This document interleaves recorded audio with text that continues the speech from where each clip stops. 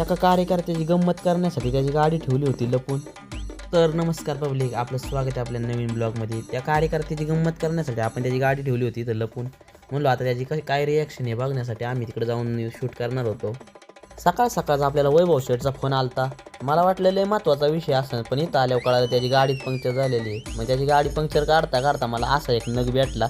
त्या मला वाटलं या अख्ख्या ह्याच्यात मी एकटाच असला असा बसलोय. पण काय कार्यकर्ते माझ्यासारखे आहेत. कार्यकर्ता कुठंतरी फिरायला गेला होता आणि बाकीच्यांना जळवण्यासाठी ना गाडीच्या गोलभोवती फिरू शूट करीत होता. त्याला म्हणलं भाऊ खरं आहे तुझं. मी जर असं चौकात रोज बसलो ना, मला रोज नवीन कंटेंट गावाय बसलाय, पण आपल्याला काम असल्यामुळं आपण काय फिरत नाही जास्त.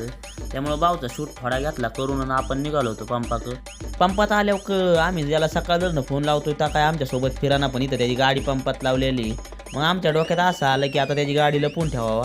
मग त्याची गाडी आम्ही इकडं ट्रॅक्टरच्या मागं लपून ठेवली आणि म्हणलो आता बस शोधत. त्याची रिॲक्शन पाहण्यासाठी आम्ही समोरच्याच गॅरेजमध्ये जाऊन बसलो. तेवढ्यात तो कार्यकर्ता आल्या पूर्ण टेन्शनमध्ये आला होता. बहुतेक पार रडकुंडी आलेला आहे. भाऊनी पार चेहरा बिरा पाडला होता. आता म्हणलो भाऊ रडतो का काय, मोकार आपल्या अंगलेट यायला बसले असा रडला बिडला. तर तेवढ्यात भाऊला आम्ही दिसल्यामुळं भाऊच्या जीवात थोडा तरी जीव आला होता. भाऊ आता तरी थोडा तरी हसायला लागला. आधी तर पार रडकुंडी आला होता. भाऊ म्हणत होता माझी गाडी द्या नाही तर मी ना लय मोठी वाढणं करायला बसलोय. पण वैभव शेठ काय ऐकण्याच्या मनस्थितीत नव्हते. भाऊ आता लोकांच्या मका सुद्धा सोडित नव्हता. मकाने सुद्धा चेक करीत होता गाडी आहे का नाही. आता भाऊला मानलं पाहिजे, गाडीसाठी एवढा जीव जातो. भाऊने तिथं असा एक पण व्यक्ती सोडला नाही की त्याला गाडी विचारली नाही. तिथं जाऊन विचारत होता गाडी बघितली का. भाऊची पहिली जशी गाडी लावली होती तशी परत गाडी आणून तशी तिथं लावली.